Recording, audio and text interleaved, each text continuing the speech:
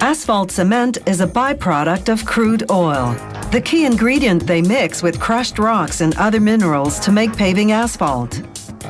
So, production begins at the paving plant's quarry, where some 15 meters below ground, workers driving heavy machinery collect boulders of granite that have been blasted off the rock walls. Trucks transport the rocks to the paving plant, which is right on the quarry site. They dump their cargo into the primary crusher, a machine whose steel jaws crush these big rocks into pieces smaller than 20 centimeters.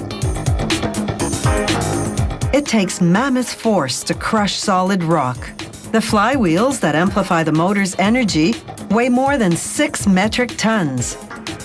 The primary crusher empties onto a mobile conveyor belt, which transports the crushed rocks to an outdoor storage area. When it's time to make the asphalt, the rocks travel via conveyor belt from the storage area to a screening building to be classified by size. There, the rocks tumble downward over a series of inclined screens whose largest holes are 10 centimeters big. What's too large to drop through goes to a secondary crusher that reduces the rocks to 10 centimeters or smaller, then sends them to a third or tertiary crusher that further reduces them to 2 centimeters or smaller. What's small enough to pass through the screens bypasses the secondary crusher and goes directly to the tertiary crusher. After this last crushing stage, the largest stones are 2 centimeters in size. Everything smaller than 5 millimeters goes in one pile. That includes stone dust created by the crushing process.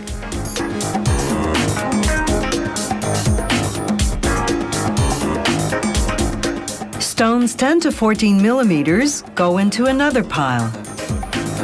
Stones 5 to 10 millimeters into another. Trucks transfer material from each pile to separate compartments called feed bins. Exactly what goes into the paving asphalt depends on what's being paved, but generally, these are the 4 ingredients. Sand, stone dust,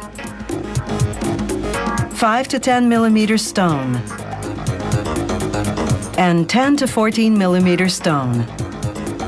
The ingredient proportions vary according to what the paving asphalt will be used for.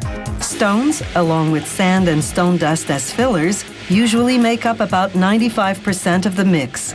The remainder, added later, will be liquid asphalt cement. Each bin releases a specific amount of material onto a conveyor belt running under it. The belts lead to a main collecting belt that dumps the ingredients combined onto yet another belt that leads to a dryer. The drying process, which takes about a minute, removes all traces of humidity. This will enable the materials to bond better with the asphalt cement. Screening equipment then re-separates the dried ingredients, making it possible to precisely weigh out the required amount of each one. Everything then goes into a mixer. As this demonstration shows, the mixer blends everything thoroughly. Then, it's time to pump in hot asphalt cement. Oil refineries make asphalt cement from what's left over after they've processed crude oil. The paving mix contains about 5% asphalt cement. This is what happens inside the mixer. The hot asphalt cement binds the ingredients in about 30 seconds. The result is ready-to-lay paving asphalt. The mixer empties directly into trucks destined for the paving site. There, a paving machine will spread the hot asphalt on the road bed. Then, a compactor roller will pack it down. The asphalt cools and hardens in about 1 hour, depending on the weather.